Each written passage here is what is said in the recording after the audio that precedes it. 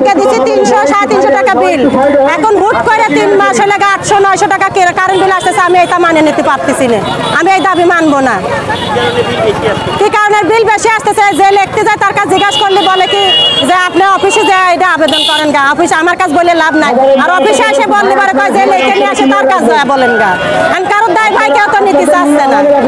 আমার একটা অটো আছে, আমি সেই অটোটাতে পাউডার ব্যাটারি ইনস্টল করছি, যেটাতে আমার গত মাসে বিদ্যুতের ইউনিট পড়াইছি আমি 125 ইউনিট।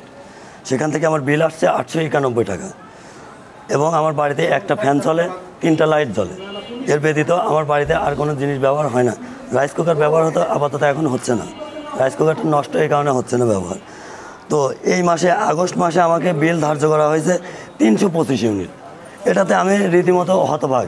এবং আমি সরকারের কাছে দাবি জানাতে চাই যে এই বিদ্যুতের উপরে সঠিক তদন্ত, সঠিক লোক নিয়োগ দিয়ে তাদের মাধ্যমে একটা সঠিক তদন্ত করে এর যে বৈষম্য, এই বিদ্যুতের যে বৈষম্যগুলো আছে এগুলো বৈষম্যবিহীন যাতে হয় সেদিকে সরকার যেন কাজ করে। এবং সরকারের প্রতি আমার আহ্বান যেন তারা আমাদের দাবিগুলোকে সফল করে।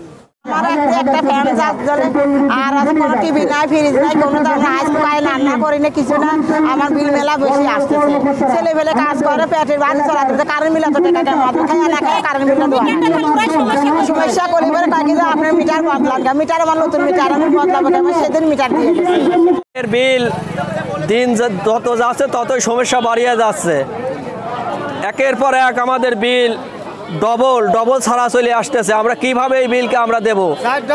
4 ডবল আসতেছে। আমরা সবাই আজ একত্র হয়েছি এই কারেন্টের ব্যাপারে। আমরা যাতে যাতে সমাধান যারা করবেন, এইটি যাতে সুষ্ঠুভাবে আমাদের এই বিলটা যেন সামাজিকভাবে পর্যায়ে চলে আসে, এই দাবি আমরা সবার কাছে জানাচ্ছে।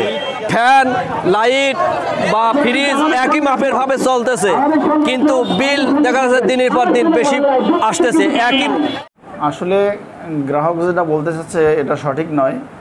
আমরা আসলে মিটারে রিডিং নাই এমন কোনো মিটারে বিল করি নাই। মিটারে যা রিডিং আছে সেটাই বিল করেছি। আপনার প্রয়োজনীয় তদন্ত করে দেখতে পারেন গ্রাহকের অভিযোগ সঠিক কিনা। এটা 3 গুণ 4 গুণ নয়, কারো 100 ইউনিট 150 ইউনিট বেশি আছে, সেটা সবার নয়, 2-1 জনের ক্ষেত্রে এটা হয়েছে।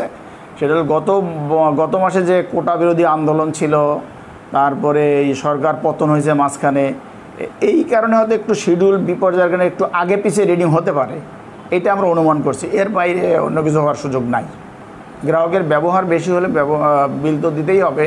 আর যারা অভিযোগ করছে বেশিরভাগেরই অটো চার্জ দেয়, এইরকম লোকজনেরই অভিযোগগুলো।